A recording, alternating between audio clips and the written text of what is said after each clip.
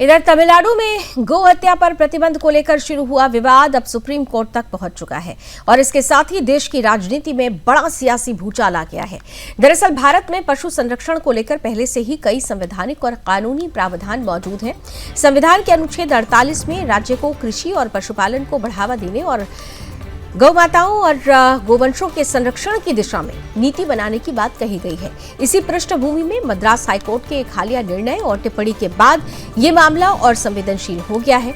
तमिलनाडु सरकार ने supreme court में चुनौती दी है। विपक्ष का आरोप है कि ये पूरा विवाद गोमाता की हत्या पर प्रतिबंध और गौ संरक्षण की भावना से जुड़ा हुआ है और सरकार का रुख इस मुद्दे पर स्पष्ट नहीं है।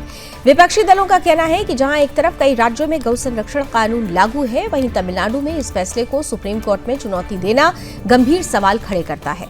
उनका दावा है कि इससे बहुसंख्यक समाज की भावनाएं प्रभावित होती हैं और ये एक तरह से कांग्रेस के तुष्टीकरण की राजनीति को भी दर्शाता है।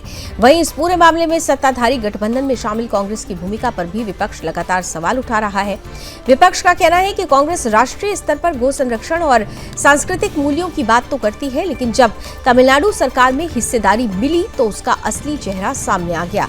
हाईकोर्ट के फैसले को लेकर कहा जा रहा है कि ये निर्णय पशुधन संरक्षण और ग्रामीण अर्थव्यवस्था से जुड़े हितों को ध्यान में रखते हुए दिया गया था, क्योंकि भारत में आज भी लाखों किसान गाय और पशुपालन पर निर्भर है। अब ये मामला केवल कानूनी विवाद नहीं रह गया है, बल्कि गौ हत्या बनाम गौ संरक्षण के मुद्दे पर एक बड़ा राजनीतिक और सामाजिक संघर्ष बन चुका है। विशेषज्ञों का मानना है कि सुप्रीम कोर्ट में होने वाली सुनवाई इस मुद्दे की दिशा तय कर सकती है और इसका असर आने वाले समय में पूरे देश की राजनीतिक बहस पर भी देखने को मिल सकता है।